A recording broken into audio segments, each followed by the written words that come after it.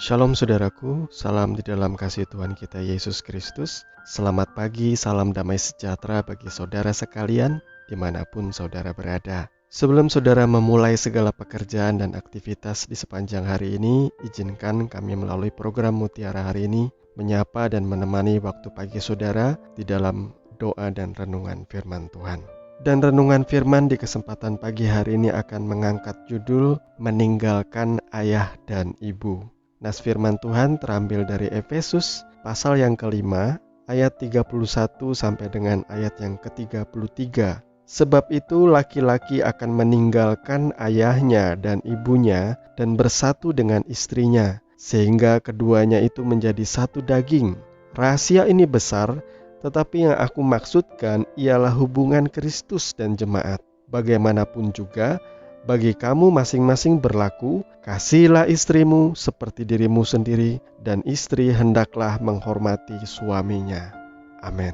Bapak Ibu Saudara yang dikasihi Tuhan, mungkin ayat firman di dalam Efesus 5 ini tidak asing di dalam pendengaran Bapak Ibu Saudara, karena ayat firman Tuhan ini bersumber dari Kejadian pasal 2 ayat 24 sampai 25, yang intinya bahwa setiap keluarga, rumah tangga ketika mereka masuk di dalam pernikahan kudus, maka mereka diistilahkan meninggalkan ayahnya dan ibunya dan bersatu dengan istrinya.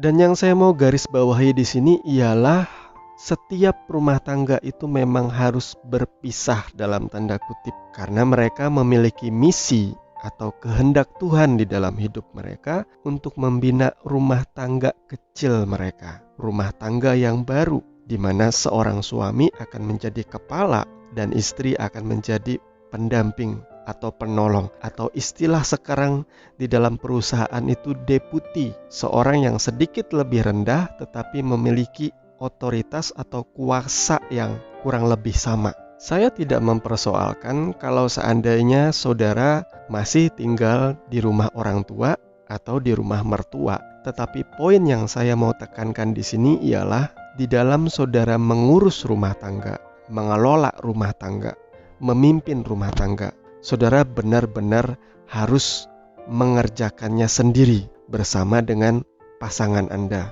Di dalam beberapa kasus atau kejadian perceraian dalam rumah tangga, beberapa orang bercerita atau konseling dengan saya bahwa ternyata masalah orang ketiga di dalam rumah tangga itu tidak selalu Will, wanita idaman lain, atau Phil, pria idaman lain. Kadangkala pengaruh daripada campur tangan atau intervensi dari orang tua dan mertua itu sangat berbahaya bagi kelangsungan rumah tangga anak-anaknya.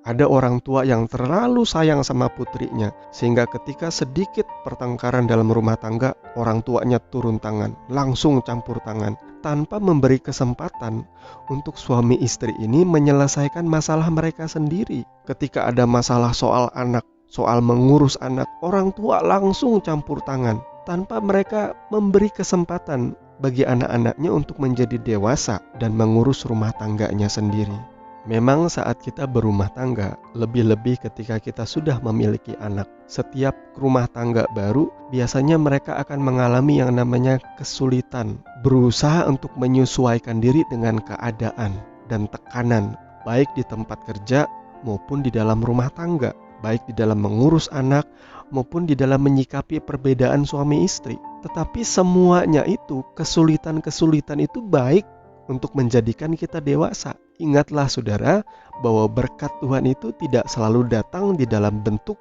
materi yang berlimpah-limpah, tetapi ajaran atau didikan Tuhan melalui penderitaan dan kesulitan hidup itu semuanya menjadikan kita kuat. Itu sebabnya saudara harus bersyukur kalau seandainya saudara punya orang tua atau mertua yang tidak mau terlalu campur tangan dengan rumah tangga saudara. Kadangkala justru anak-anaknya ini yang manja atau begitu mencintai kenyamanan, sehingga ketika mereka punya anak, pengennya mama saya aja yang ngurus anak kami, neneknya aja yang ngurus anak kami.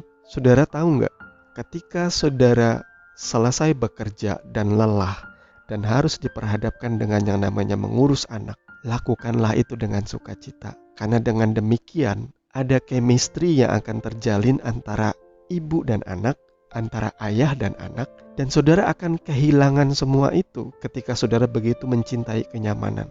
Apa-apa harus orang tua yang ngurus, apa-apa harus mamah yang ngurus.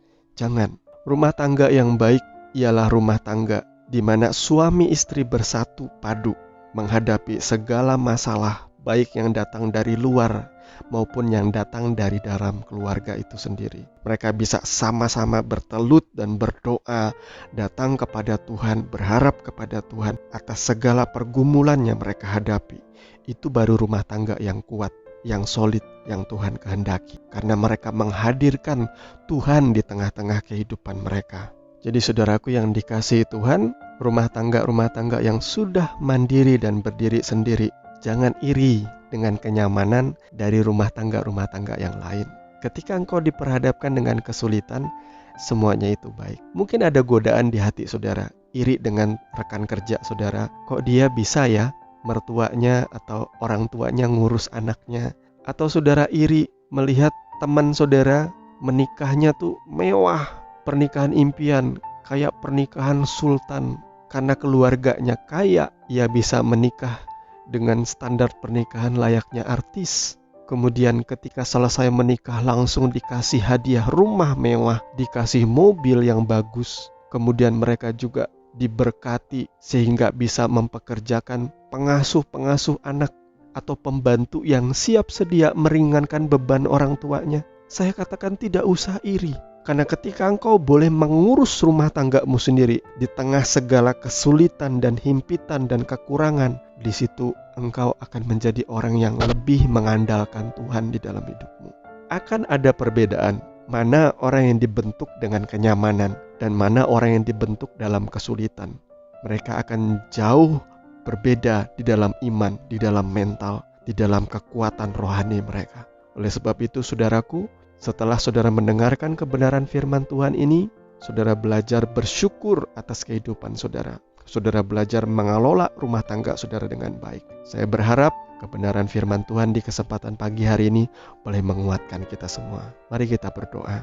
Bapa, di dalam nama Tuhan Yesus kami mengucap syukur untuk firman-Mu, dan di kesempatan pagi hari ini Tuhan tolong kami agar kami boleh hidup dan melakukan kebenaran firman itu di dalam setiap rumah tangga kami. Terpujilah nama-Mu, di dalam nama Tuhan Yesus kami berdoa. Haleluya. Amin.